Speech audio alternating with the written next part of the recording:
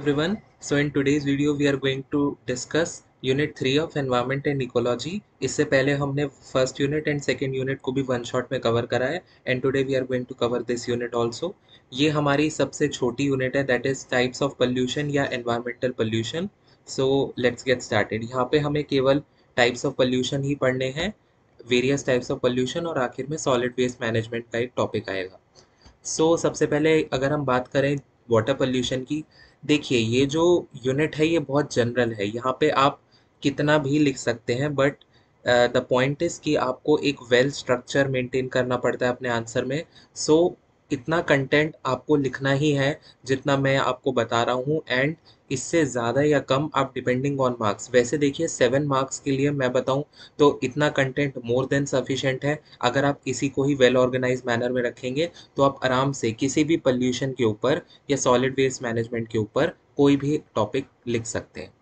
Water pollution की यदि हम बात करें, हमने पहले छोटी क्लासेस में भी पढ़ा हुआ है कि water pollution is a significant environmental issues that affects the ecosystem and human health. Obviously water के बिना ह्यूमन सर्वाइवल इम्पॉसिबल है. तो वाटर का पोल्यूशन मतलब हमारी लाइफ का डिग्रेडेशन, जैसा कि और यूनिट्स में भी डिस्कस करा गया है. रिवर्स हो गई, लेक्स हो गया, ग्राउंड वाटर हो गया, इन सब की वाटर क्वालिटी अगर बहुत डिग्रेड होगी तो ये एक्वेटिक लाइफ को भी बहुत ज़्यादा डैमेज करेगा और ये वाटर को तो टॉक्सिक बनाएगा ही. और अगर वाटर टॉक्सिक बनेगा तो वो हमारी बॉडी में जाके एडवर्स इफेक्ट शो करेगा. एंड हमने पहले भी वीडियोस में पढ़ा हुआ है कि फ्लोरोसिस और आर्सेनिक की आर्सेनोकॉइस की जब सीवियर कंडीशंस हो जाती है due to the contamination of water with fluoride and arsenic pollutants, तो उसकी वजह से भी हमारा वाटर पोल्यूशन होता है. अब बात कर लेते हैं कि भाई क्या क्या सोर्सेज हैं वाटर पोल्यूशन की. तो दो टाइप के सोर्सेज होते हैं, एक होता है पॉइंट सोर्स पोल्यूशन, एक होता है नॉन पॉइंट सोल्यूशन. पॉइंट मतलब जहां हम पता लगा सकते हैं कि हाँ पोल्यूशन इसी वजह से हो रहा है, that is considered as the point source pollution. और नॉन पॉइंट सोर्स क्या होता है कि हमें इन जनरल पता है लेकिन हम एक्चुअली पॉइंट आउट नहीं कर पा रहे हैं कि वाटर पोल्यूशन का एक्चुअल में सोर्स क्या है. फॉर एग्जाम्पल पॉइंट पोल्यूशन की यदि मैं बात करूं तो if the pollution discharge from a single identifiable source, ये सोर्सेज क्या होते हैं, आइडेंटिफाइबल होते हैं. फॉर एग्जाम्पल हमें पता है कि म्यूनिसिपल सोर्सेज से अगर पोल्यूशन हो रहा है, इंडस्ट्रियल सोर्सेज से, जैसे इस पाइपलाइन का पानी जो है रिवर में डिस्चार्ज हो रहा है तो हमें पता है कि इस पाइपलाइन की वजह से पोल्यूशन हो रहा है, तो that is the point source pollution. लेकिन यदि हम बात करें कि कोई कंस्ट्रक्शन साइट हो रही है, कोई एग्रीकल्चर साइट यहाँ पे है, एसिड रेन है, उसकी वजह से पोल्यूशन हो सकता है. वी आर नॉट श्योर, हमें ये पता नहीं है कि पोल्यूशन उसकी वजह से एक्चुअली में हो रहा है या नहीं. So that are non point source pollution. मतलब if the pollutant discharge from the random or scattered source then it is known as the non point source solution. समझ में आई बात. उसके बाद कॉजेज ऑफ वाटर पोल्यूशन लिखना बहुत ज़रूरी है हर एक पोल्यूशन के टाइप्स में. जैसे industrial discharge, agricultural run of हो गया, आपका सीवेज एंड वेस्ट वाटर हो गया, और भी बहुत सारे हमारे पास कॉजेज हैं जैसे ऑयल स्पिल हो गया बाकी का, एंड प्लास्टिक पोल्यूशन हो गया. एक एक करके इसे जल्दी से समझते हैं. इंडस्ट्रियल डिस्चार्ज, जैसे आपको पता है फैक्ट्रीज रिलीज करती हैं toxic pollutants directly water bodies में. आपने देखा होगा बड़ी बड़ी जो नदियां हो रही हैं वो इसीलिए पल्यूट हो रही हैं क्योंकि petrochemical industry, pulp and paper industry, वो क्या हो रही है, अपना डिस्चार्ज क्या कर रही हैं, वो वाटर बॉडीज में डिस्चार्ज कर रही हैं. उसकी वजह से बहुत सारा पोल्यूशन हो रहा है. इवन जो न्यूक्लियर पावर प्लांट्स है उसमें से जो पानी, गर्म पानी निकलता है ना, वो भी कभी कभी वाटर बॉडीज में डिस्चार्ज होता है. अब आप ही सोचिए, जो पानी अभी कुछ ही समय पहले रिएक्टर में यूज हुआ था इतने हाई टेम्परेचर पे, यदि वो पानी डायरेक्टली हमारी वाटर बॉडीज के ऊपर डाला जाएगा तो उससे एक्वेटिक लाइफ एकदम से तबाह हो जाएगी. इसलिए वो भी एक कारण है वाटर पोल्यूशन का. एग्रीकल्चर रन ऑफ, ये बात आप यूट्रोफिकेशन से बहुत आसानी से जोड़ सकते हैं. मैंने यूनिट 2 के वन शॉट में भी बताया गया है कि एग्रीकल्चर रन ऑफ में बहुत सारे फर्टिलाइजर एंड पेस्टिसाइड्स होते हैं जो कि एल्गल ब्लूम करते हैं. एल्गल ब्लूम अगर ये करेंगे तो नीचे तक सनलाइट नहीं पहुंचेगी और वो इन टोटल ऑक्सीजन को डिप्लीट करेगा और एक्वेटिक लाइफ को हार्म करेगा. सीवेज वाटर, सीवेज में से भी पानी निकलता है जो कि अलग अलग पैथोजेंस और केमिकल इंसर्ट होते हैं वाटर बॉडीज में और वो हेल्थ रिस्क को इनवाइट करते हैं. उसके बाद एक्सीडेंटल ऑयल स्पिल्स भी हो जाते हैं। हमने देखा था पिछली वीडियो में कि कैसे पेट्रोलियम का ओरिजिन होता है, तो उसमें हम कैसे एक्सट्रैक्शन करते हैं, और यदि जो शिप्स ले जा रहे हैं पेट्रोलियम को अगर उनमें से ऑयल गिर जाता है तो कैसे ऑयल स्पिल से पूरी मेराइन लाइफ तबाह हो सकती है। उसके बाद we are seeing about the plastic pollution. So plastic and micro plastic जो है वो एक ऐसे पोल्यूटेंट है जो नॉन बायोडिग्रेडेबल है, और प्लास्टिक एक ऐसी चीज़ है चाहे वो पानी हो चाहे वो सॉइल हो, दोनों में वो इक्वली डैमेज करते हैं। अगर वो सॉइल में चला जाएगा प्लास्टिक तो उसे अगर कोई भी एनिमल सच एज काऊ अगर खा लेगी तो उन प्लास्टिक को, तो उसके लिए भी ये हेल्पफुल हार्मफुल है बहुत ज़्यादा, और सॉइल में तो वो डिग्रेड ही नहीं होता है। ऐसे ही प्लास्टिक पोल्यूशन वाटर में भी इक्वली इम्पैक्ट डालता है। अगर मछलियाँ प्लास्टिक को खा लेंगी तो उनको भी ऑब्वियसली वो कुछ टाइम के बाद उनकी डेथ हो जाएगी, and that's why marine life is in danger with the help of plastic pollution. ठीक है। उसके बाद नेक्स्ट टॉपिक है क्या क्या इफेक्ट पड़ रहे हैं इससे हमारे वाटर पोल्यूशन से। तो ये तीन मेजर इफेक्ट हैं। आप लिख सकते हैं कि हमारी हेल्थ पे बहुत ज़्यादा इफेक्ट पड़ रहा है, बहुत सारे डिसऑर्डर, रिप्रोडक्टिव प्रॉब्लम्स, पैथोजेंस का इंक्लूजन पोल्यूटेड वाटर बनाता है। जैसे मतलब आपने देखा हो कि अगर लेड का कंटेमिनेशन वाटर में ज़्यादा हो जाए या कुछ ऐसे मिनरल्स का कंटेमिनेशन ज़्यादा हो जाए जो नहीं होना चाहिए, अपनी एक्सीड मैक्सिमम लिमिट से एक्सीड कर जाए तो भी वो हार्मफुल होता है। तो उसकी वजह से बहुत सारे हेल्थ हैजार्ड्स हो सकते हैं। इकोसिस्टम को डैमेज करता है ऑब्वियसली, बहुत सारे marine organism, other living organism को भी वाटर पोल्यूशन डैमेज करता है। जैसे कोरल रीफ है, coral reef are found in the pure fresh water. अगर वाटर पोल्यूटेड है तो कोरल रीफ वहाँ नहीं मिलेगी। उस पानी का बायोकेमिकल ऑक्सीजन डिमांड जो होगा वो अचानक से बढ़ जाएगा, एंड डिजॉल्व्ड ऑक्सीजन कम हो जाएगा। उसकी मदद से इकोसिस्टम को बहुत ज़्यादा डैमेज पड़ेगा। इकोनॉमिक इम्पैक्ट क्या होगा इसका? अगर वाटर पोल्यूशन इतना ज़्यादा होगा तो वो फिशिंग को, टूरिज्म को एंड एग्रीकल्चर को बराबर से इम्पैक्ट करेगा, and the cost of cleaning polluted water and restoring ecosystem can also be substantial. भाई जैसे आपने ये प्रोजेक्ट्स के नाम सुने होंगे, नमामि गंगे एक्सेट्रा। तो ये कैसे है कि इनमें ऐसा तो है नहीं कि ये सब काम फ्री में हो जाता है, it requires a particular time investment. तो अगर इतनी इन्वेस्टमेंट हमें पानी को साफ रखने में ही चली जाएगी तो ये भी हमारे लिए कहीं ना कहीं हमारी इकोनॉमी के लिए डेंजरस है। उसके बाद सल्यूशंस क्या है वाटर पोल्यूशन का? तो सल्यूशन यही है कि हम प्रॉपर रेगुलेशन एंड एनफोर्समेंट करें। This includes setting standards for waste water treatment. जो जितना भी वेस्ट वाटर होता है उसका मैनेजमेंट, उसका प्रॉपर ट्रीटमेंट हमें करना चाहिए। वेस्ट वाटर का treatment again is the solution for water pollution. Advance water waste water treatment facilities improve कर सकती हैं कंटेमिनेशन को रिमूव करने में from sewage and industrial effluents. उसके बाद यदि हम और इसके सॉल्यूशंस की बात करें तो सस्टेनेबल हमें एग्रीकल्चर करना चाहिए। जैसे ट्यूबवेल का मैंने बहुत बार एग्जांपल दिया है प्रीवियस वीडियोस में कि ट्यूबवेल अंडरग्राउंड वाटर टेबल को कंज्यूम कर रहा है एंड उसका प्रॉपर यूज़ नहीं हो रहा है। आजकल ट्यूबवेल तो हर एक के घर में है, बट उसका सब्सटैंशियल यूज़, उसका प्रॉपर यूसेज नहीं हो रहा है। हमें ऑर्गेनिक फार्मिंग भी अपनानी चाहिए in order to prevent the water pollution. Public awareness करनी चाहिए, एजुकेशन करनी चाहिए, ताकि हमारे पास वाटर पोल्यूशन अगेन रिड्यूस हो, प्लास्टिक का यूज़ कम से कम हो। क्लीन अप इनिशिएटिव्स लेने चाहिए, organising and supporting clean up efforts करने चाहिए, ताकि पोल्यूटेड वाटर बॉडीज़ को हम हेल्प कर सके रिस्टोर होने में और हमारे इकोसिस्टम की एक बेटर क्वालिटी हो। अब इतना तो आप लिख देंगे वाटर पोल्यूशन के बारे में, cause effects and solutions, but उसके साथ साथ आपको अगर एक टॉपिक आप और समझा दें तो that can improve your marks very well, that is the eutrophication. अब क्या है ये यूट्रोफिकेशन?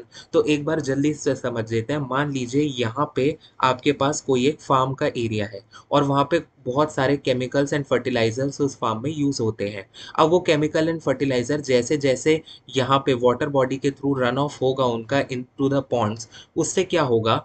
क्योंकि वो chemical fertiliser rich in nutrients है, तो वो अचानक से जो एल्गी जमी होती है पानी के ऊपर उसको बहुत ज़्यादा मतलब ब्लूम करेगा उसका, मतलब उन फर्टिलाइज़र की वजह से, क्योंकि उनमें एक्सेसिव अमाउंट ऑफ न्यूट्रिएंट्स हैं उस फर्टिलाइज़र में। क्योंकि भाई वही तो फर्टिलाइज़र यूज़ होते हैं हमारी क्रॉप को पोषण देने में, उनको अच्छे से उगाने में। तो अगर वो न्यूट्रिएंट रिच है तो ऑब्वियसली वो जो एल्गी जमी हुई है पानी पे उसको ब्लूम करेगा, बहुत ज़्यादा इंक्रीज करेगा उनके अमाउंट में। अगर एल्गी के अमाउंट में इंक्रीज होगा तो वो धीरे धीरे एल्गी पूरे वाटर के सरफेस पर जम जाएगी, है ना? एल्गी जम गई यहाँ पे। अब अगर एल्गी यहाँ पे जम जाएगी तो सनलाइट क्या नीचे तक पहुँच पाएगी? नहीं, सनलाइट नीचे तक नहीं पहुँच पाएगी। और अगर सनलाइट नीचे तक नहीं पहुँची तो ये जितने भी प्लांट्स एंड ऑर्गेनिजम्स हैं नीचे, फोटो प्लैंकटन, वो सारे क्या हो जाएंगे? डिग्रेड हो जाएंगे एंड डिकम्पोज हो जाएंगे। आप देख सकते हैं यहाँ पे क्या हो रहा है, इनका प्लांट डीके हो रहा है। और अगर ये डीके होगा तो समय के साथ ऐसा तो है नहीं कि एल्गी भी हमेशा के लिए भाई अमर है, वो भी किसी ना किसी दिन डाई करेगी, तो एल्गी भी डाई करेगी। तो अब आप सोचिए, एक टाइम पे प्लांट का भी डीके हो चुका है और हमारे पास एल्गी का भी डीके हो चुका है। अब माइक्रो ऑर्गेनिजम्स जो प्रेजेंट है उनके पास कितना सारा अमाउंट हो गया डिकम्पोज करने के लिए। तो अगर माइक्रो ऑर्गेनिज्म को इतना सारा amount of plant decay and algae decay को डिकम्पोज करना है तो उनको क्या करना होगा? एक्सेसिव अमाउंट ऑफ ऑक्सीजन चाहिए होगा। और उन माइक्रो ऑर्गेनिज्म को अगर एक्सेसिव अमाउंट में ऑक्सीजन चाहिए होगा तो वो कहाँ से लेंगे? जितना ऑक्सीजन पानी में है वहीं से ही तो लेंगे। तो उसकी वजह से क्या होगा? जो डिजॉल्व्ड ऑक्सीजन था पहले से पानी में, उसकी अमाउंट क्या हो जाएगी? बहुत ज़्यादा कम हो जाएगी। और जो बायोकेमिकल ऑक्सीजन डिमांड था उसकी जो अमाउंट है वो क्या हो जाएगी भाई? सडनली बढ़ जाएगी, क्योंकि माइक्रो ऑर्गेनिज्म को तो क्या चाहिए? ऑक्सीजन चाहिए। तो बायोकेमिकल ऑक्सीजन डिमांड अचानक से क्या हो जाएगा? बढ़ जाएगा। तो इसलिए वाटर पल्यूट हो जाएगा। यही सारी कहानी आपको स्टेप वाइज में समझा देनी है in the process of eutrophication, कि कैसे eutrophication leads to the water pollution. ठीक है, चलिए नेक्स्ट बात करते हैं। बहुत ही कॉमन टॉपिक, मतलब इस चैप्टर में सारे ही बहुत कॉमन टॉपिक है, so you can write them easily also. Air pollution. Air pollution is defined as a composition of air which is disturbed due to the presence of gases, smoke, chemical particulate, etc. जब water की quality degrade हो जाती है due to many reason, जैसे industry से आप ये देख सकते हैं जो एमिशंस हो रहे हैं, इनकी मदद से प्लांट्स, एनिमल्स, ह्यूमन बींग्स की लाइफ को ये बहुत ज़्यादा एंडेंजर में डालता है एयर पोल्यूशन। कितने टाइप्स के होते हैं एयर पोल्यूशन? पहला होता है आपका प्राइमरी पोल्यूटेंट और दूसरा होता है आपका सेकेंडरी पोल्यूटेंट। अब प्राइमरी पोल्यूटेंट क्या है? Which is emitted directly from the human और natural activities are known as the primary pollutant. जैसे carbon dioxide, sulphur dioxide and oxides of nitrogen, NOx मतलब सारी ऑक्साइड्स ऑफ नाइट्रोजन। तो उसका मतलब होता है ये क्या होती है? डायरेक्टली ह्यूमन या नेचुरल एक्टिविटीज से निकल रही हैं। जैसे बर्निंग ऑफ कोल से निकल रही है, वो एक natural activity, sorry human activity है। उसके बाद इंडस्ट्री से निकल रही है, वो भी एक ह्यूमन एक्टिविटीज है, एंड अदर वेरियस एक्टिविटीज। तो ये क्या हो गया? प्राइमरी पोल्यूटेंट हो गया। लेकिन सेकेंडरी क्या है? सेकेंडरी है कि the primary pollutants are react with the atmospheric moisture content with a new category of pollutant is known as the secondary pollutant. For example, carbonic acid and nitric acid and sulfuric acid. आजकल आपने देखा होगा chlorofluorocarbons are emitted, so that are also an integral part of causing the air pollution. अब chlorofluorocarbons basically यदि मैं आपको समझाऊं तो जो डिस्कार्डेड रेफ्रिजरेटर्स होते हैं, यदि वो हम ऐसे ही खुले में उसको डिस्कार्ड कर देंगे तो वो जब उनका डिस्कार्ड होता है तब वहाँ से आपके क्लोरोफ्लोरोकार्बन्स का एमिशन होता है। और chlorofluorocarbons are the main cause for the depletion of ozone layer, so that is the part of the air pollution. आप उसे सेकेंडरी पोल्यूटेंट में लिख सकते हैं कि हमने डायरेक्टली क्लोरोफ्लोरोकार्बन जनरेट नहीं करी, but it comes as a secondary pollutant. ठीक है, तो ये चार सारी चीज़ें। उसके बाद कॉजेज क्या है, क्यों हो रहा है air pollution? That we all know. Urbanisation increase हो रहा है, पॉपुलेशन बढ़ रहा है, deforestation, cutting down of trees हो रहा है, इंडस्ट्रीज का बहुत ज़्यादा ग्रोथ हो रहा है, इंडस्ट्रियलाइजेशन उसे कहते हैं।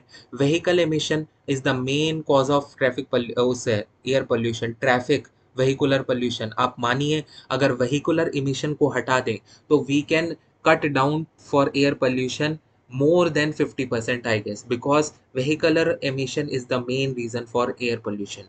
उसके बाद मेजर एयर पोल्यूटेंट्स कौन से होते हैं? We all know. Carbon dioxide होता है, कार्बन मोनोऑक्साइड होता है, सल्फर डाइऑक्साइड होता है।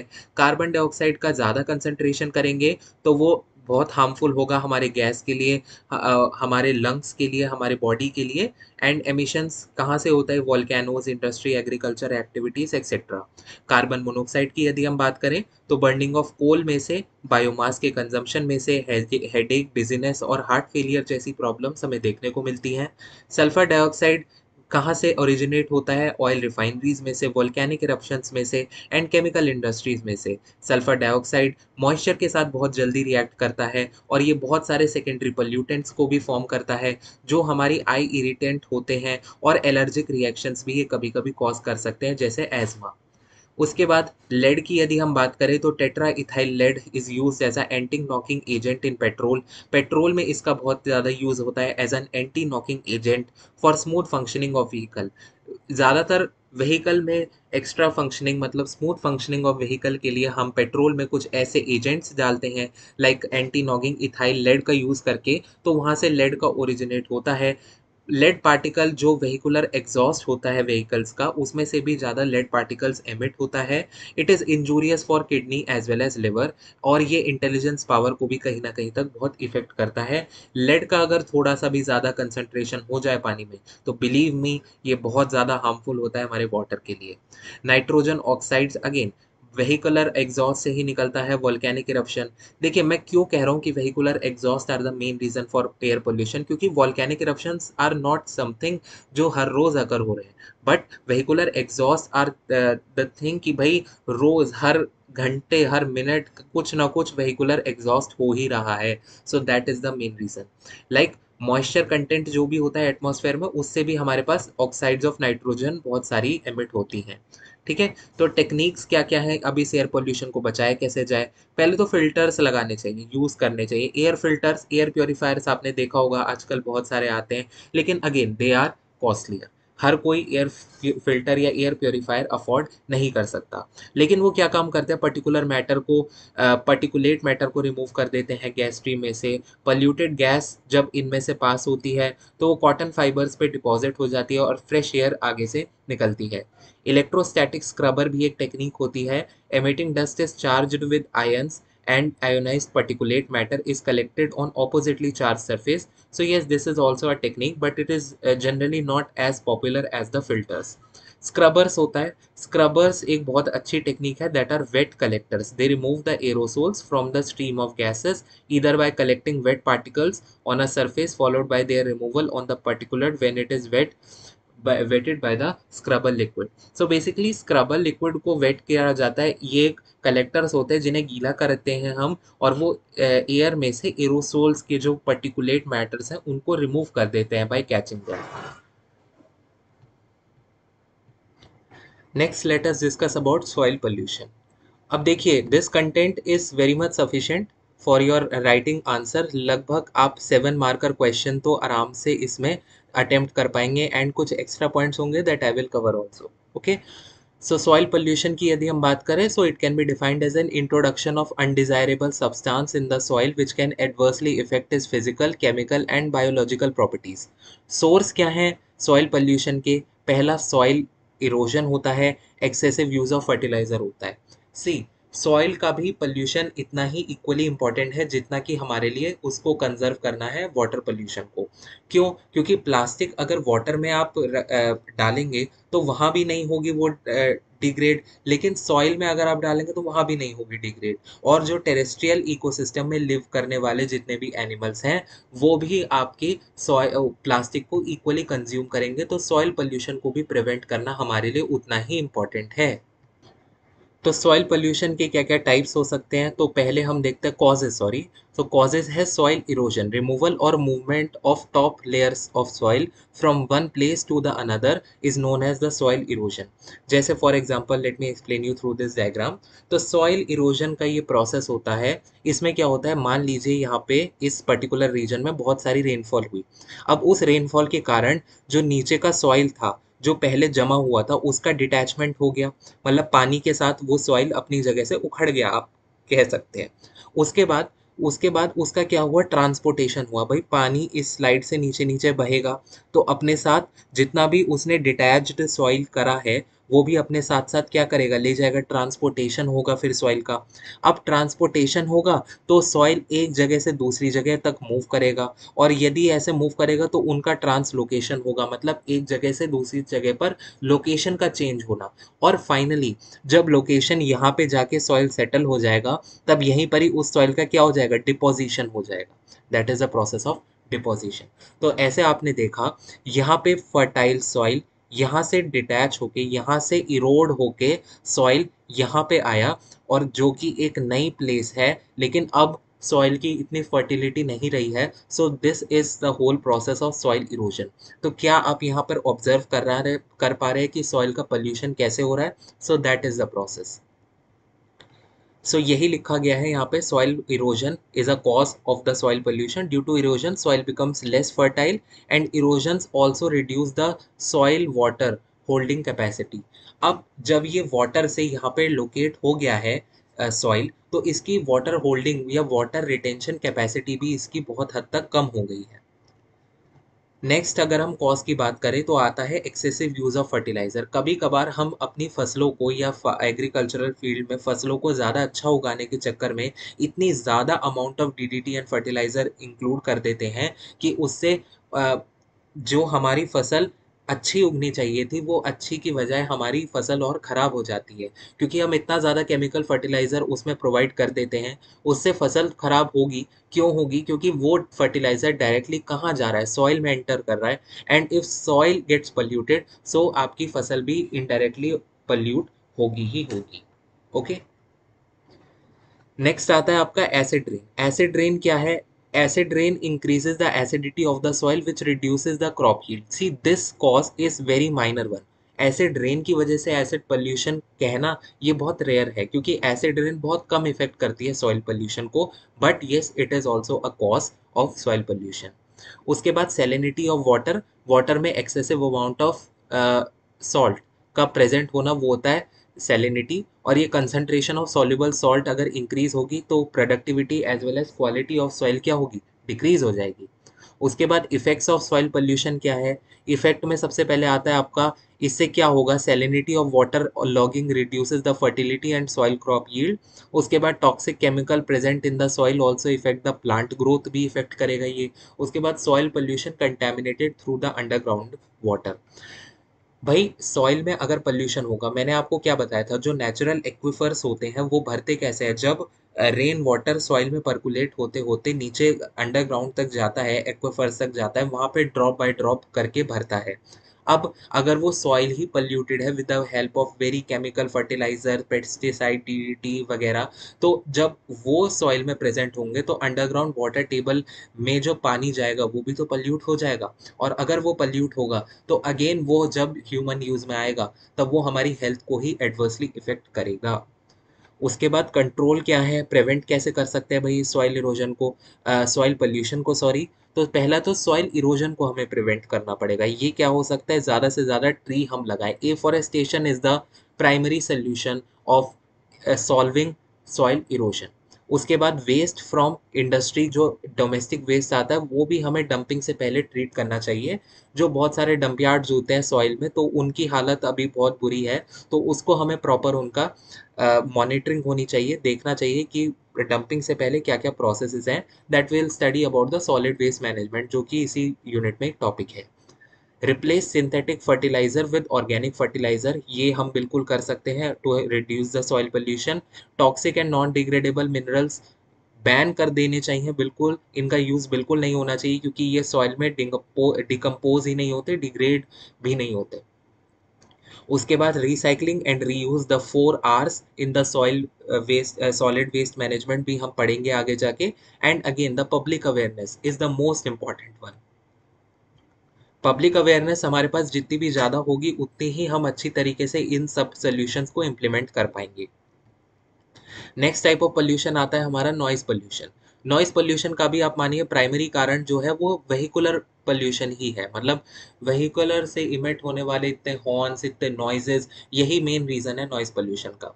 तो होता क्या है? ये production of unwanted sounds that are annoying, distracting and causing irritation to one's ears. किसी के कानों को तकलीफ पहुंचाना with the help of unwanted sounds is termed as noise pollution. ये एक एक्सटर्नल सोर्स से आती है नॉइजेस हमेशा। Sounds become undesirable when it disturbs the normal activity. Normal decibels rate को अगर ये क्रॉस कर जाए हमारी साउंड, तो ये under the category of noise pollution आ जाता है। वर्ल्ड हेल्थ ऑर्गेनाइजेशन ने ये भी बोला है कि noise must be recognised as a major threat to human wellbeing. Obviously ये हैबिटेट में रहने वाले इतने सारे पशु पक्षियों को भी नॉइज़ बहुत ज़्यादा परेशान करती है। आप देखेंगे जहाँ पे नॉइज़ बहुत ज़्यादा है, शांति नहीं है, वहाँ पे आपको ज़्यादा पशु पक्षी भी नहीं मिलेंगे। तो ये चीज़ भी है। नॉइज़ पोल्यूशन क्या है? It is also known as the environmental noise और साउंड पोल्यूशन भी कहते हैं इसे। और ये वही अगेन वही चीज़ है यहाँ पे कि अनवांटेड साउंड्स का ये पोल्यूशन होता है। It is a growing negatively impact in urban area specially and in industrial areas. आपने नोटिस करा होगा जब भी आपके घर के पास कोई माइनिंग या कोई ड्रिलिंग का प्रोसेस चल रहा होता है, या फिर आपके घर के पास कोई इंडस्ट्रीज है या इंडस्ट्रियल एरियाज है, तो वहाँ पे ऑफन इतनी ज़्यादा नॉइसेज आती है that you are not able to do your daily chores. तो ये वाली चीज़ें आती है, सेफ लिमिट से अगर कोई भी चीज़ एक्सीड कर जाए देन दैट इज़ हार्मफुल। उसके बाद कॉजेज ऑफ नॉइज पोल्यूशन में आता है transportation. This is the main reason.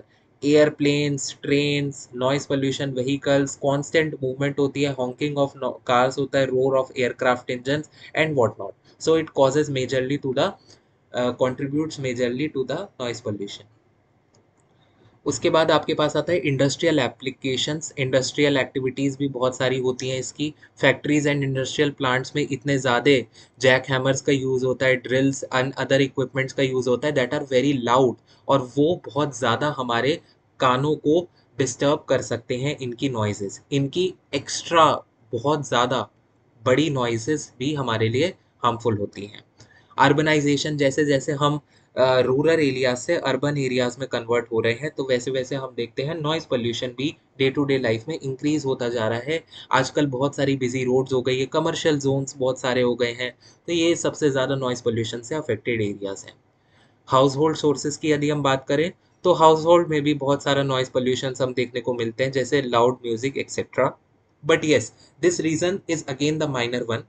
इससे इतना ज़्यादा नॉइज पोल्यूशन नहीं होता as compare to the industrial activities and the vehicular emissions of noise. उसके बाद एंटरटेनमेंट पर्पसेस, वही लाउड स्पीकर्स हो गया, इवेंट्स, कॉन्सर्ट्स में, नाइट क्लब्स में। जैसे आपने देखा होगा रात को 10 बजे के बाद डीजेज अलाउड नहीं होते हैं, हाई लेवल में नॉइज करना अलाउड नहीं होता है। So that are according to the high decibels level ना। तो हम रात में नहीं चाहते कि कोई इतनी ज़्यादा डेसिबल लेवल पे चलाए ताकि हम सबकी नींद अफेक्ट हो एंड वाइल्ड लाइफ की भी।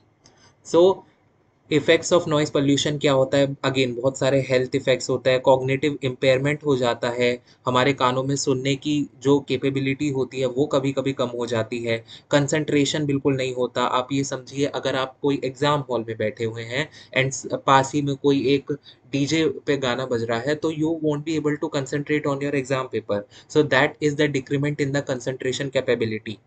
उसके बाद वाइल्ड लाइफ का भी डिस्ट्रप्शन होता है, वाइल्ड लाइफ वहाँ से चली जाती है, उसे रीलोकेट होना पड़ता है, एंड डेथ भी हमें देखने को मिलती है due to this extreme cases में। रिड्यूस क्वालिटी ऑफ लाइफ हो जाती है, सोशल इंटरेक्शंस बहुत ज़्यादा कम हो जाते हैं, एनॉयंस क्रिएट हो जाती है, बिल्कुल भी एक सोशल लाइफ पूरी तरह से ख़राब हो जाती है हमारी। सॉल्यूशन क्या है, इसको कैसे हम सही कर सकते हैं? सो ये कुछ सॉल्यूशंस है, keep in mind. Regulation and legislation हमें बनाना ही चाहिए। नॉइज लिमिट के जोन्स, रेगुलेशंस हमें स्पेशली मेंटेन करने चाहिए। इन्फोर्सिंग पेनल्टी एंड वायलेशंस, जब तक हम किसी चीज़ पे देखिए पेनल्टी नहीं लगाएंगे इतनी ज़्यादा जल्दी इंप्रूवमेंट नहीं होगा। So that is the only reason.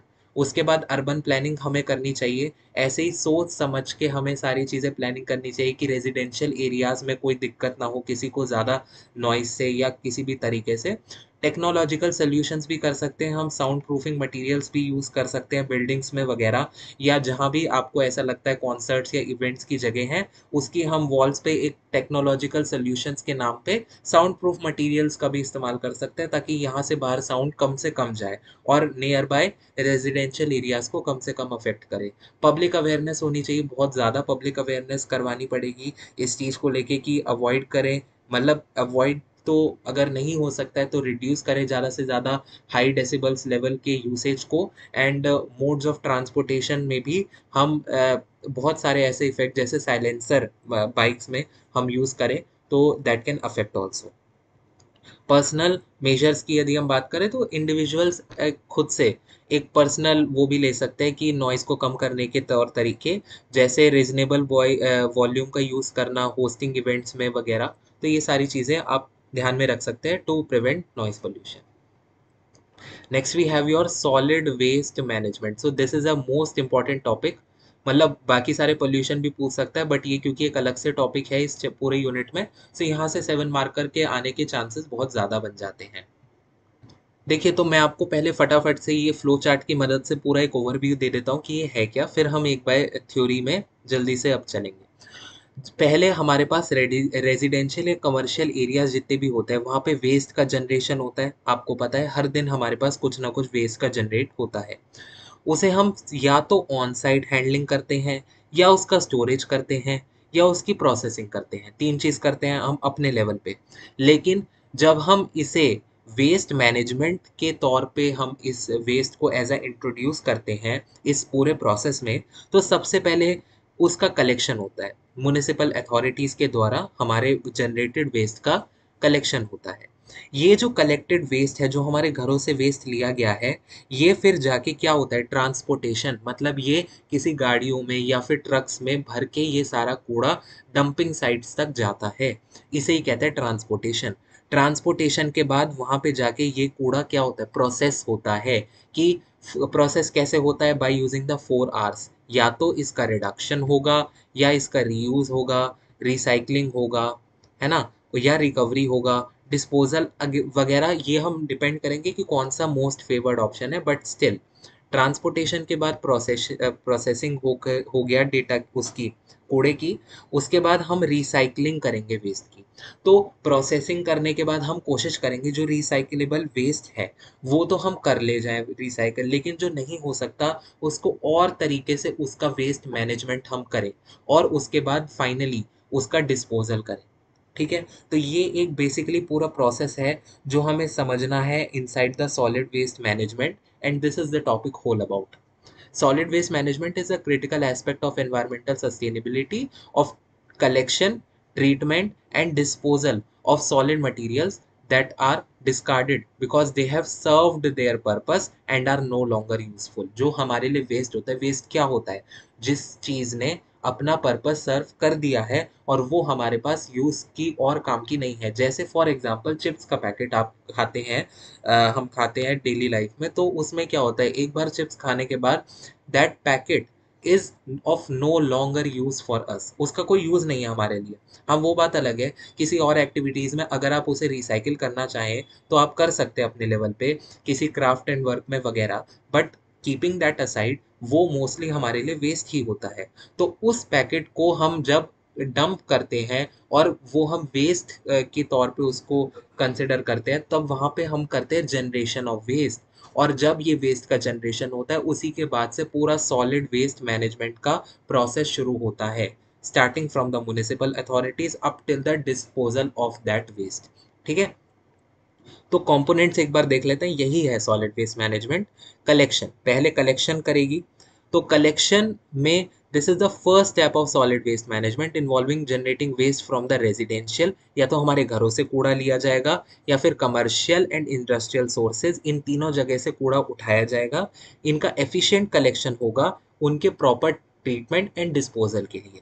Collect हो गया जी, उसके बाद ट्रांसपोर्टेशन भी तो होगा। अब कलेक्ट हो गया, अब उसे रखेंगे थोड़े ना भाई, ट्रांसपोर्ट व्हीकल्स की मदद से उसको जो प्लान्ड लॉजिस्टिक सिस्टम्स है, यानी जो प्रॉपर हमारे पास प्लान्ड डंपिंग साइट्स है कि हाँ भाई, एक ऐसा सिस्टम हम बनाएंगे ट्रांसपोर्टेशन का कि इतने ट्रक्स डेली इतने बजे कलेक्ट करेंगे सारे के सारे रेजिडेंशियल कमर्शियल एरियाज में से, और उसके बाद हम यहाँ पे इसको प्रॉपर साइट बनी हुई है उसमें हम जाके डंप करेंगे।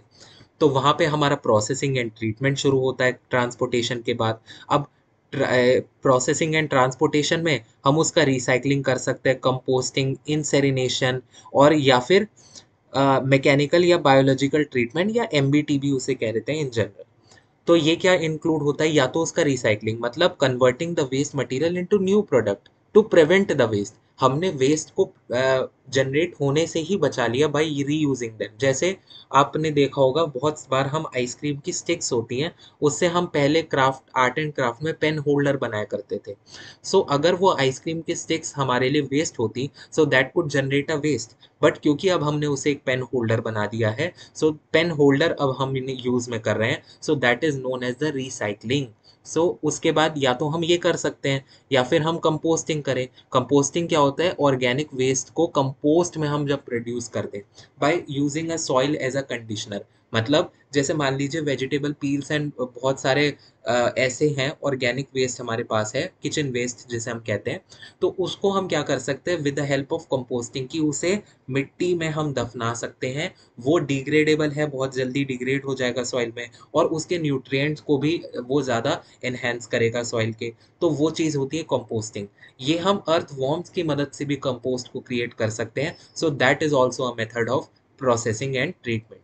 इंसिनरेशन का मतलब होता है burning waste at very high temperature and reduce its volume, sometimes generate energy. अगर हम उस कूड़े को, ये कहते हैं ना जला दिया कूड़े को, तो that is also a method. But इससे एनर्जी हम जनरेट कर सकते हैं, बट इससे साथ ही साथ क्या बढ़ेगा, एयर पोल्यूशन अगेन बढ़ेगा, टॉक्सिक केमिकल्स भी हमारे पास जनरेट होते हैं। तो incineration is not considered as a good approach, but yes it is also a method of processing and treating. उसके बाद मैकेनिकल एंड बायोलॉजिकल ट्रीटमेंट में यदि हम बात करें, तो combining mechanical and sorting biological treatment processes for the mix waste. ठीक है। डिस्पोजल कैसे होगा फिर प्रोसेसिंग के बाद, तो फाइनल स्टेप है ये डिस्पोजल, या तो ये लैंडफिल्स में जाके होगा या सैनिटरी फिल्ड्स में जाके होगा। लैंडफिल साइट्स होती हैं जहाँ पे इनको बरीड किया जाता है, और उस लैंडफिल का प्रॉपर मैनेजमेंट भी हमारे लिए बहुत ज़्यादा इंपॉर्टेंट है।